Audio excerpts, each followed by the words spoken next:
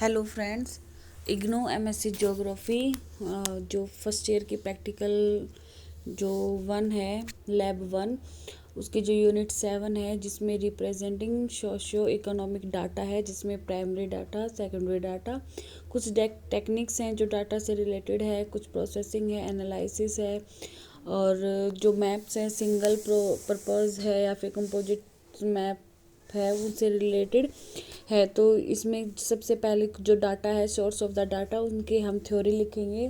फिर जो इसमें सोर्स ऑफ द डाटा है, फिर कुछ प्राइमरी डाटा है, कुछ सेकेंडरी डाटा है, ये सभी हम अपने प्रैक्टिकल में बनाएंगे।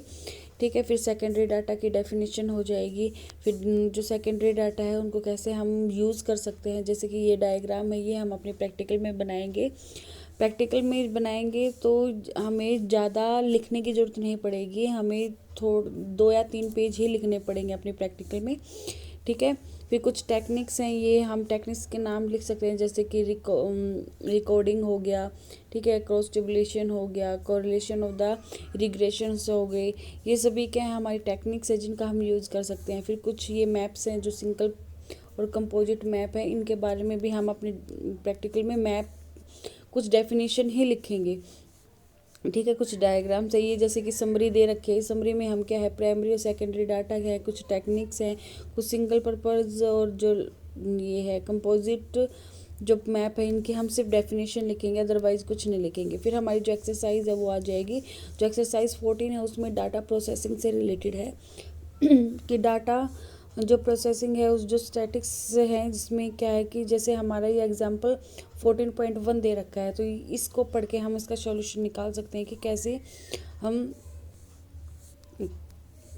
तो ये जैसे कि वो निकाल करके मीन मीडियन मोड से है रिलेटेड, वो निकाल करके हम इसका ये एग्जांपल, हम सिर्फ एग्जांपल ही लिख सकते हैं, हमें ज़्यादा करने की ज़रूरत नहीं पड़ेगी, क्योंकि जो एग्जांपल है फिर ये सॉल्यूशन दे रखा है, यही हम अपने प्रैक्टिकल में लिख देंगे, अदरवाइज़ हमें कुछ लिखने की ज़रूरत नहीं पड़ेगी।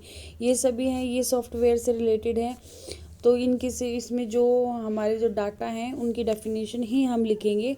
जैसे कोरिलेशन हो गया, इसका कोरिलेशन किस का जो वो है फॉर्मूला है वो लिख लेंगे, रिग्रेशन इनके सब फॉर्मूलाज हैं वो हम लिखेंगे। रैंकिंग मेथड है कि हम कैसे रैंक दे करके हम अपने डाटा को बता सकते हैं कि फर्स्ट नंबर पर कौन से है, फिर लास्ट कौन है। फिर जेड स्कोर मेथड है, ये जेड स्कोर मेथड है जो हमारी जो लैब 2 होगा, जो एमजीजी लैब 2 है, यानी सेकंड जो प्रैक्टिकल है, उसमें भी जेड स्कोर से रिलेटेड हमारे कुछ क्वेश्चंस आएंगे।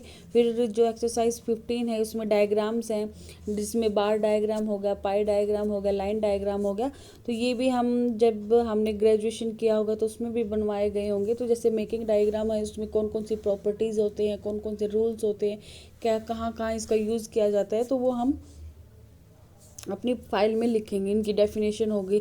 तो फर्स्ट हमारा जो बार डायग्राम है वो होगा, जैसे इसमें एग्जांपल दे रखा है 15.1 का, तो इसमें जो सॉल्यूशन दे रखा है कि कैसे बनाना है, तो ये जो रेनफॉल है इसका, ये हमारे जो क्वेश्चंस हैं, मतलब कि जो हमारा जो प्रैक्टिकल का एग्ज़ाम होता है उसमें भी क्वेश्चंस दिया गया है। फिर नेक्स्ट है, ये सभी बार डायग्राम से रिलेटेड है। फिर ये पाई डायग्राम आ गया, पाई डायग्राम ये भी हमारे प्रैक्टिकल में आया गया है, प्रैक्टिकल जो एग्ज़ाम है उसमें। फिर है हमारा लाइन डायग्राम हो गया, ये हमारा लाइन डायग्राम है, तो ये सभी हम अपने प्रैक्टिकल में बनाएंगे। ठीक है। अदरवाइज़ हमें ज़्यादा एक्स्ट्रा करने की ज़रूरत नहीं होगी, क्योंकि ये जहाँ पर अगर ज़्यादा डाटा हो जाते हैं तो हम 3 चीज़ें बना सकते हैं, जैसे कि टेम्परेचर हो गया, ह्यूमिडिटी हो गया, या फिर कुछ अलग प्रेशर हो गया, तो कौन कौन से ईयर में, तो ये एक ही मैप में, एक ही लाइन मैप में हम 3 चीज़ों को दिखा सकते हैं। फिर है नेक्स्ट है हमारी 16 जो एक्सरसाइज है, उसमें कुछ कंपोजिट और सिंगल मैप है, तो इसमें क्या है, ये सभी सॉफ्टवेयर से रिलेटेड है, ये हम नहीं करेंगे, ये करने की कोई ज़रूरत नहीं है। फिर जो इसमें देखो ये बता रखा है कि ग्रीनरी सबसे ज़्यादा कहाँ पर है, तो नेचुरल कुछ फॉरेस्ट एरिया दिखा रखा है कि ग्रासलैंड सबसे ज़्यादा कहाँ पर है, तो ये हमें करने की ज़रूरत नहीं है, इसका इतना कुछ खास यूज़ भी नहीं है, और ये करवाया भी नहीं गया था हमारा।